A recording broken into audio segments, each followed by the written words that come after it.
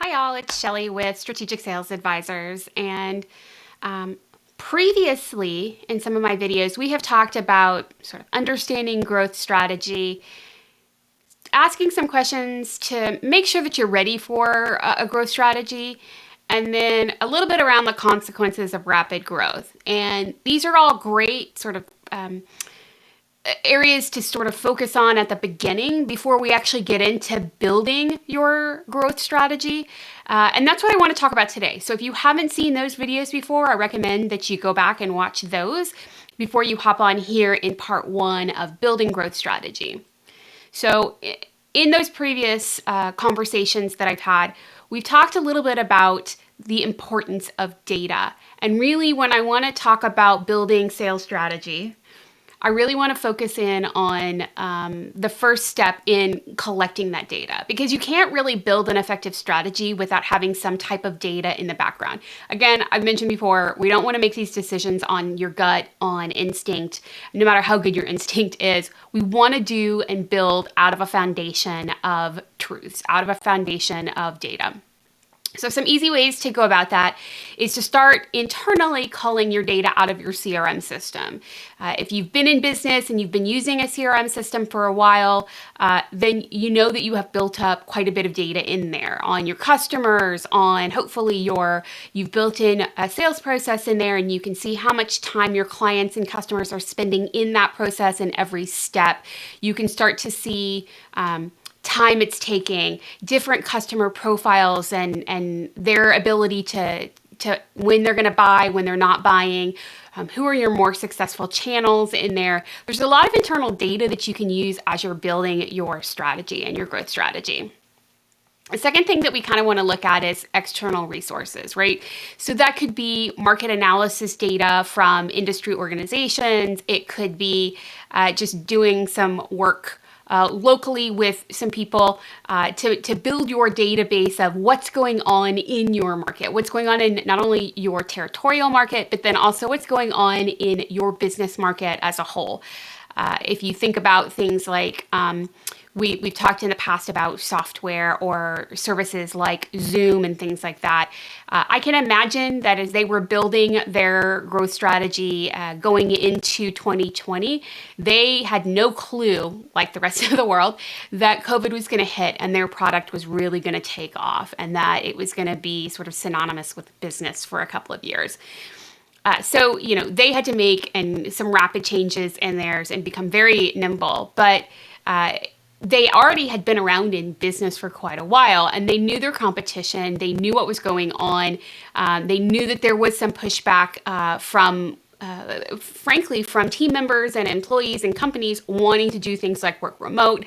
And that just all got accelerated significantly faster. So hopefully in their original growth strategy, when they were planning in 2019 for 2020, they were already looking at some of that data around how many companies were going virtual or how many people were letting their team members work in a virtual manner, and how does that integrate into video conferencing, et cetera. So there's different sources that you can use on that. Frankly, you can talk to marketing companies that do marketing for your type of business. You can, tap into that external resource. They have, chances are, whether it's a company you're working with or it's a company that just works in your market, they're going to have access to a lot more data. Now, they're not going to give you specific data from a, competition, but what they will be able to do is give you aggregated data across the market saying, this is what's happening or this is where growth is and that type of thing. So areas that we need to look at and tap into, what does data look like, right? The second area that I think is really important is focusing in on internally when we go back to that data. What does the closure rate look like currently, right? So as you are uncovering new clients, new possibilities, how much of that are you actually closing? What's your percentage of conversion? Because that's a really key indicator of, one, how healthy your pipeline is in sales, and two, how can you focus in on growing that? And when I start to look at that, I start to look at things like break it down by client type, right? So most businesses don't just have one specific client. You don't Traditionally, you're not selling one specific product for one specific user.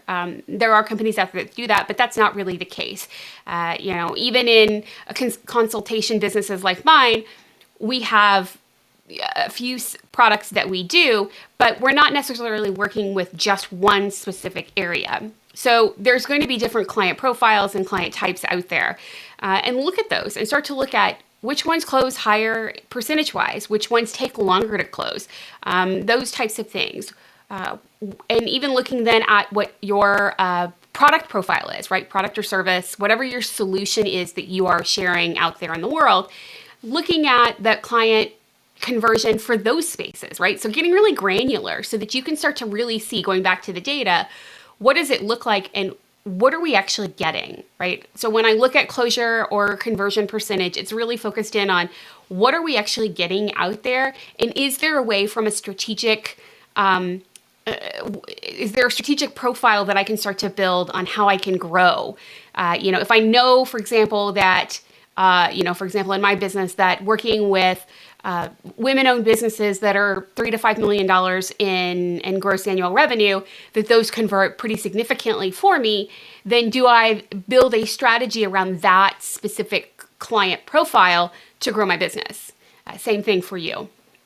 Also, again, going back to some of the conversations that we talked about, your market saturation. So, like I said in the previous, when we're talking about growth strategy, that market saturation or market penetration area for you is really important. But we also want to look at, is your market currently saturated with other solutions from other companies, right? So we want to look at both of those things because if you have a heavily saturated market, so for example, in my market, if there were a lot of sales consultants in my area and we were all giving, solutions that were relatively similar, then maybe I want to look at how do I tweak what I'm doing? How do I change what I'm doing a little bit to give a little bit more of a unique aspect to it in order for me to be more successful, right? To grow my business.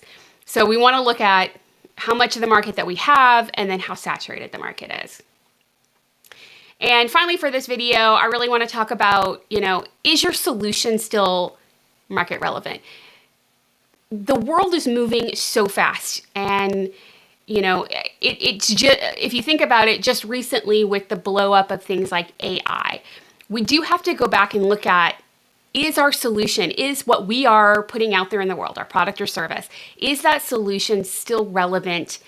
Or do we need to make a change? Going back to what I just said when it comes to market saturation, do we need to modify what we have in order to make it more relevant and to help us in that growth strategy? I've worked with a company locally here, and they have a great software that's specific use for a specific type of business. But with the integration or, the growth in AI and that explosiveness in just the tech world, they had to sit back and say, do we need to start looking at how AI can integrate with this software solution for these clients? And will they be expecting it in 2024, or is this something that they will be, expecting in the future? Do we need to make changes now in order for our growth strategy to continue on in what we expect, or do we need to potentially think about this for the future, right? So we need to start asking questions around that. Great way to do this is, and I think a lot of companies don't do this enough, is talk to your clients. Ask them, what are they looking for? Is your product still the best solution on the market? If it's not, what's your competition doing? It's almost building a SWOT analysis for your product or service. And if that's the case, then that client data is incredibly important, and we all have it. Been working in business long enough, if you've been, if you've had clients, frankly, you have clients that you can reach out to and get that data. So it's really important that you tap into that, again, from a data channel. I know I've talked a lot about data in this episode, but I think it's so important that when we get into the actual building of the strategy and putting goals together in that future space, that we have all of the relevant information that we need in order to make that the most valuable strategic plan possible in building. All right. So if you If you found this video interesting, if you felt like you got something out of it, share that in the comments, give it a like, and I hope that you'll subscribe to my channel. My goal here is to build a community of small to mid-sized business owners where we can all help each other out.